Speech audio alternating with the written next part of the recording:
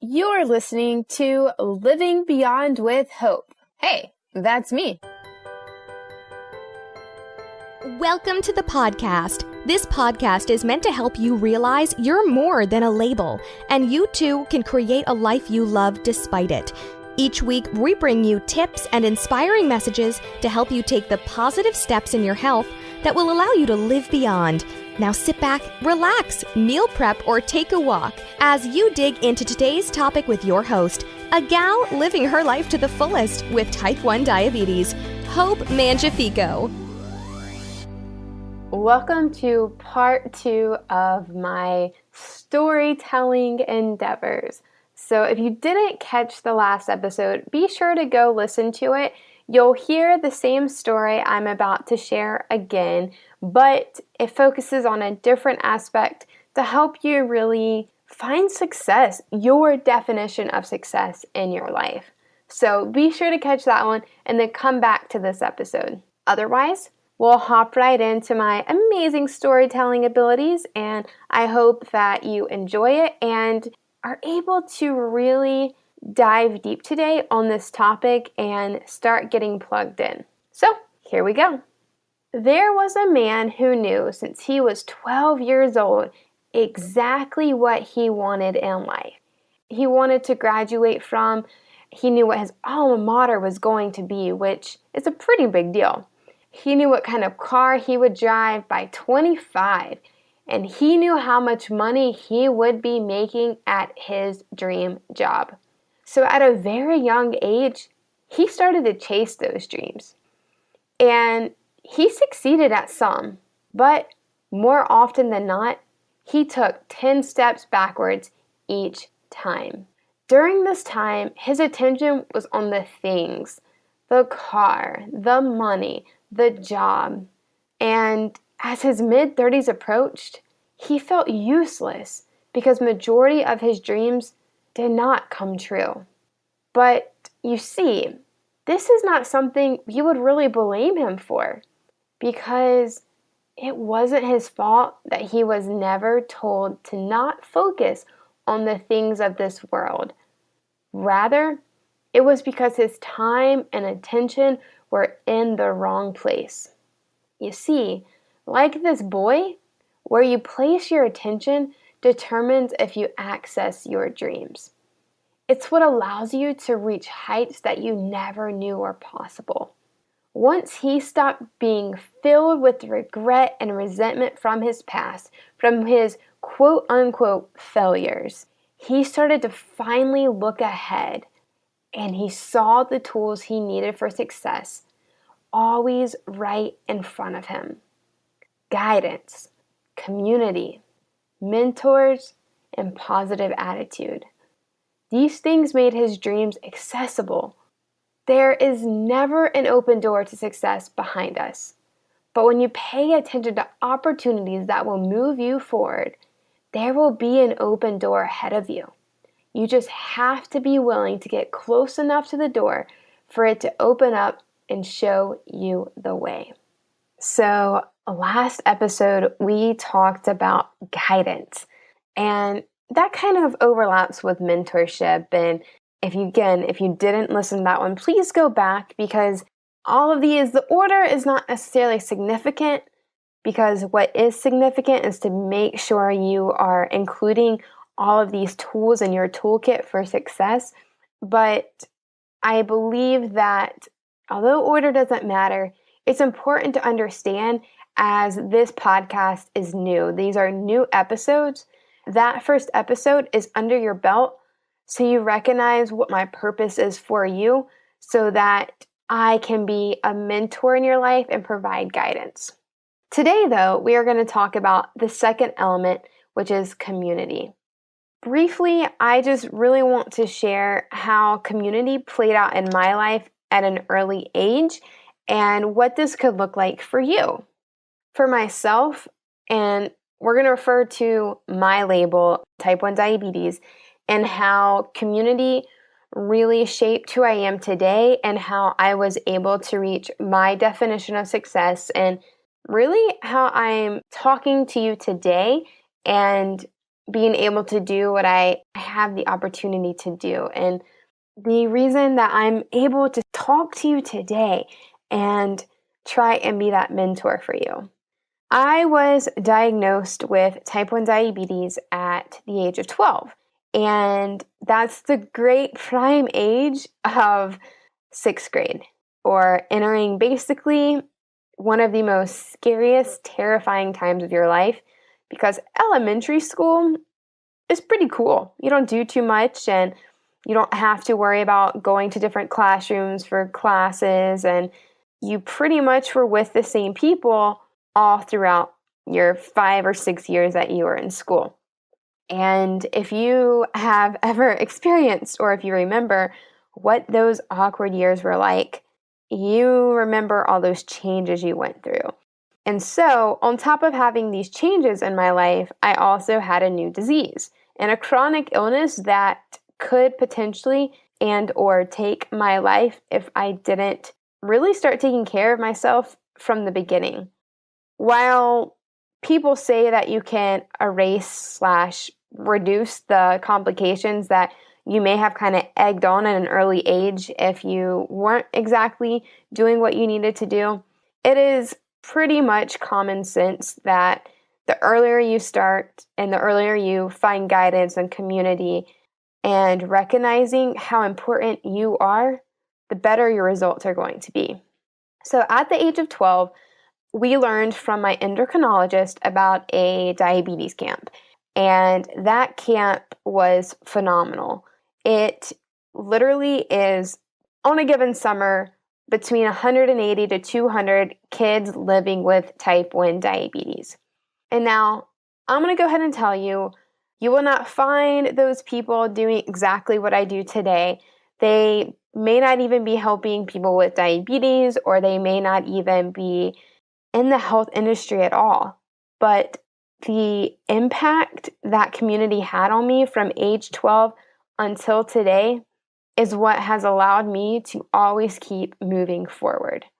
You see, although we have different values, and although we have gone through different parts of life, and we're all different ages, and every day is different for each of us, we have one common theme, and that is diabetes. And on days when I was growing up and it was hard, I had hormones and I had birthday parties after birthday parties to attend, which meant insulin dosing and miscounting carbs and feeling sick. I always had people that I could turn to shoot a text message, or gosh, at that time, instant message, or I don't know, use mom's phone number or the home phone to call. And we would even write letters. And no matter what form of communication we were using, there was always a comfort there, knowing that we all could relate and say, hey, you're my sister, you're my brother in diabetes, and I'm here for you. And with that being said, our camp song that every summer we would end the last night of camp with is Lean on Me. And that song was always a very emotional part of my life. When I hear it, it brings back all those memories of camp. And more than that, it really brings back the memories and the thoughts and the reminders that I would not be where I am today without that community, without people that I could have leaned on when I felt alone on the journey. And I'm sure that when you feel alone on a journey, you kind of set yourself up to be stagnant and to start looking backwards, just like in that story in the beginning, and being filled with regret and resenting other people that may be living what you would consider your dream life or have the health that you wish you had. And I'm so grateful that although some days I did feel alone, I knew that I could find at least one person to be that support for me. And I still have that to this day. I am a camp counselor now at that same camp, and I have the privilege of serving 200 kids every summer with, 50 counselors that are type 1 as well. And we are all in different parts of life, and our values are all different, but that community support is and was everything.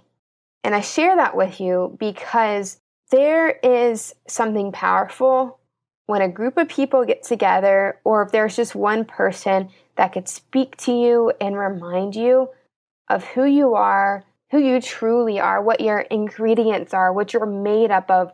Like when you pull back that label that you have, like for me, type 1 diabetes, that can remind you that you're so much more. And even their words of affirmation is a tool. Affirming you that you are more is a tool to help you realize that open door before you, to help you realize that your dreams are not a lost cause and that you have that ability to look up, be confident, and step through that door. And just kind of like the story where I mentioned that you have to be willing to get close enough to the door for it to open up and show you the way, this community pushes you towards that door. I am not saying that having your life by design that you want and the level of success that you desire is easy. And there are parts of my life where I think that I have been so darn close to that door. And it was so hard. It was like gush of wind, the strength of a tornado was pushing me away. But I had someone behind me or a group of people behind me continuing to push me forward so that I just got close enough where I could see the light and step on through. To be honest with you, I believe community is everything. And I believe that support on your life, like throughout your life, on your journey, is key. One thing in the story at the beginning that was missing is that while the man was chasing his dreams, you could tell that he was doing it alone. And I can guarantee you that reaching your dream life and doing what you love and feeling fulfilled is so much easier when there are people behind you. And it's possible. You can reach it. Am I saying it happens overnight in 1 year, 2 years? No. But the likelihood of you constantly regretting and having resentment over your choices and other people's lifestyles is less likely to happen. So, with that being said, I want to remind you that there is a group that will be mentioned at the end that I created because I truly believe community is everything. And one thing that goes back to my camp and goes back to what the next episode is going to be about is that type of community you have is key. It can be family. It can be friends. It can be people you've never met, but you've only talked to online. As an entrepreneur, my closest friends are thousands of miles away, even in other countries. And I turn to them for help. So what's most important is not necessarily if they're close to you, but if they are the right people that speak positive words into your life. You need people that surround you with positive thoughts and information on a daily basis. And because of that, I did create the Beyond the Label Facebook group community where there is only positivity allowed, and that is because positivity will bring you success. And on that note, before I check out and let you be for the rest of your day to begin your day with researching some communities you can get plugged into or reaching out to an old friend that you remember uplifted you when times got rough and tough and you felt like you were at your lowest and loneliest, I want to remind you of something that, again, goes back to my camp days and is going to reflect in the next episode. A positive mental attitude is everything.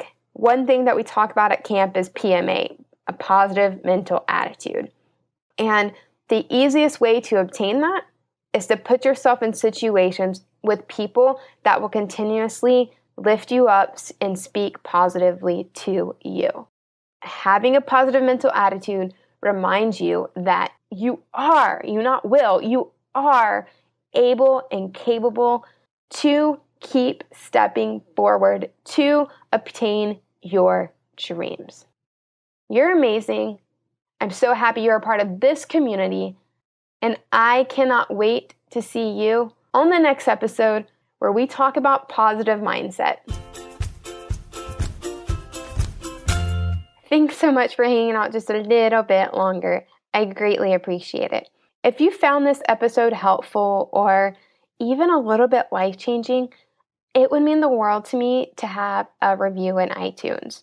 A review in iTunes just lets me know that I am actually providing you with the correct guidance and mentorship that you need to live beyond your label and to be confident in who you are. This episode was also brought to you by my next step guide in embracing your label with confidence, which is called Choose to Live.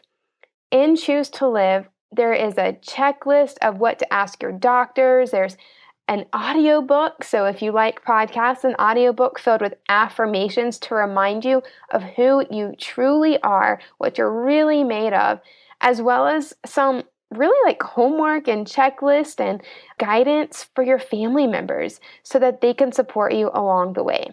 This episode was about community, and you cannot do this journey alone. So if you're interested in learning more about Choose to Live, just visit www.icanlivebeyond.com, and you can find that in the show notes as well at livingbeyondwithhope.com. And otherwise, I will see you on the next episode.